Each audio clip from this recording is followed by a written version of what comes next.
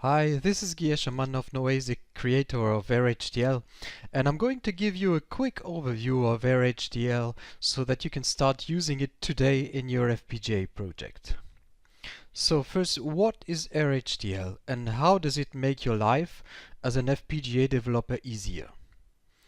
airhdl is a web-based AXI4 register generator. That means you can edit register maps graphically right in your browser and then download the generated VHDL or System Verilog register file component that you can integrate into your project. And it doesn't stop there, because in addition to the HDL code, you can also download a generated C header for integration in your software and a very nice register documentation. In airhdl, all the files you download are generated from a single central register map. And because of that, they are guaranteed to be consistent. In fact, airhdl maintains a revision number for every register map, and that revision number is incremented every time you change anything in the register map. And the generated files all contain that revision number, so you can easily check that, for instance, your VHDL file was generated from the same register map revision as your C header. airhdl is a web-based application, so there's nothing to install and there's nothing to license. You just sign up for free at airhdl.com and you can start creating register maps in the browser within minutes, no matter where you are on the planet.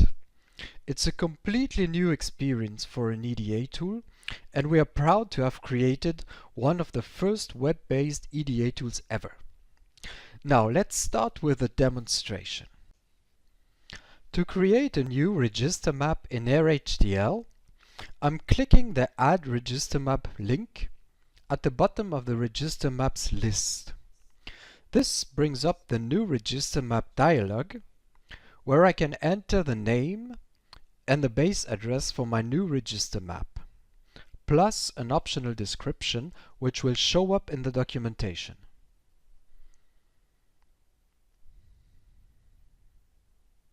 After that, I'm in the register map overview, and there's not much to see here for now because I haven't created any registers yet.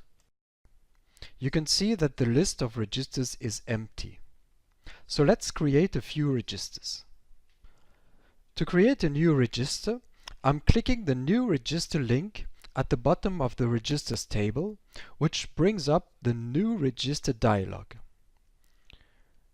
In airhdl, registers have a name, an address offset, which is relative to the register map's base address that we have entered previously, an optional description, and an access mode which sets how the register can be accessed from the bus.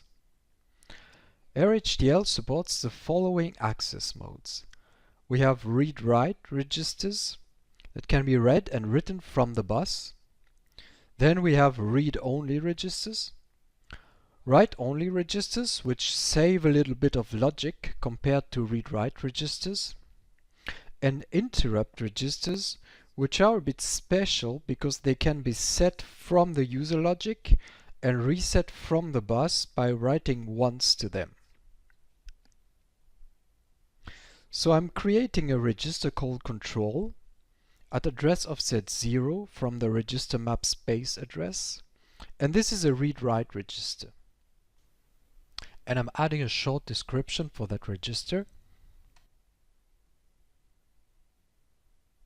Next, I'm going to create a register called status at address offset 4, and this is going to be a read-only register. That means it's getting its value from the user logic, and it can only be read from the bus.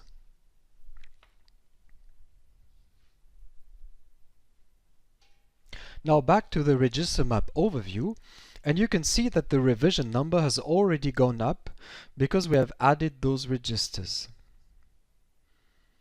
airhdl also has built-in design rule checks that warn you about issues like overlapping registers or fields, invalid identifiers, and so on. airhdl runs those checks automatically every time you download a generated file, but you can run them manually as well by clicking the Run DRCs button. Now let's have a look at our control register. I'm clicking the register's name, which takes me to the register overview. And here you have the name of the register, its address offset, a description, its access mode, a graphical overview of the fields within that register, and a detailed fields list as well. By default, every time you create a register, airhdl will add a 32-bit field called value to that register, and that's why this register has a 32-bit value field. Of course, you can delete this field if you don't need it, or you can modify it, and that's what I'm going to do now. I'm clicking the Edit button, which brings up the Edit Field dialog, and changing its name to LED because this is a field that's going to control the state of some onboard LEDs. I'm adding a short description, which will appear in the generated documentation, and I'm changing the bit offset to 8 and setting the width to 4 bits, leaving the reset value as it is. Then I'm clicking Save Field to save the changes to the database. In the overview, you can see that the field has been both resized to a width of 4 bits and that it now starts at bit offset 8 within the register. By the way, all fields within a register inherit access mode of that register. So if you have a read-write register, then all the fields within that register will be read-write fields. Of course, if you'd like to change the access mode of a register, you can do it easily in the overview. Just click Edit Register and change the access mode to anything you like. For example, let's change the access mode of that register to write only. Click Save Register, and as you can see in the overview, the access mode has changed. It's that easy. Now back to the register map overview, and let's edit the status register. I'm clicking on its name to go to the status register overview. Then I'm clicking the Edit button of the value field, and I'm changing its name to Button because this field will be used to read the state of push buttons on the FPGA board. I'm adding a short description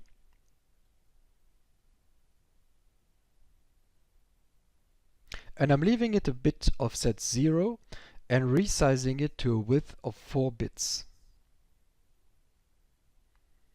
Now back to the register map, I can run the design rule checks again to make sure that there are no errors.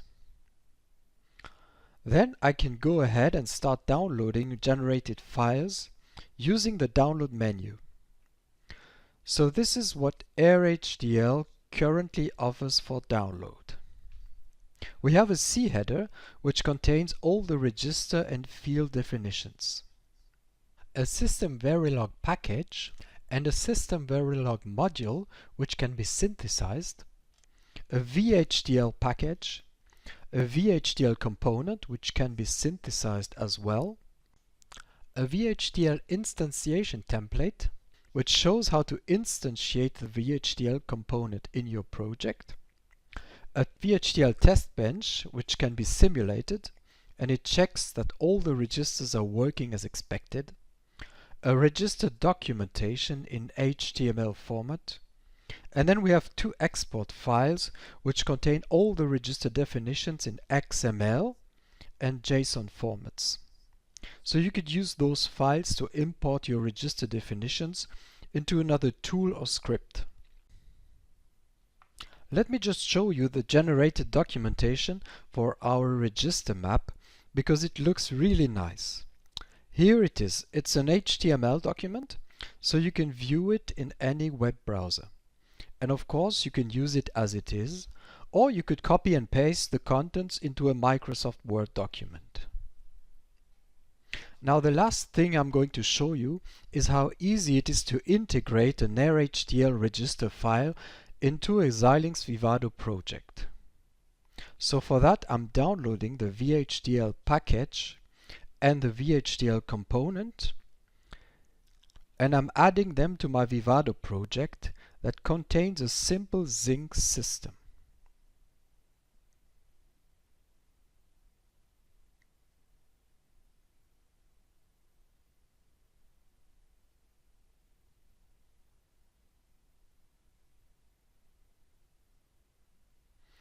Then I'm going to the block diagram editor and using the add module function to instantiate the register file into the block diagram. And notice that Vivado has automatically detected the AXI4 interface, and I can now use the wizards to connect the register file to the AXI4 infrastructure in my design. After that, I can set the base address of the register component in the address editor.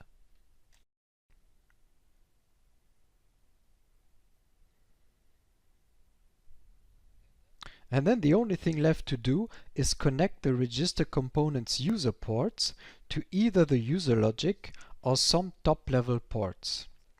Since I don't have any user logic here, I'm just going to connect them to external ports like this. So that's it. That was the 10-minute introduction to airhdl. I hope you liked it and see you around at airhdl.com.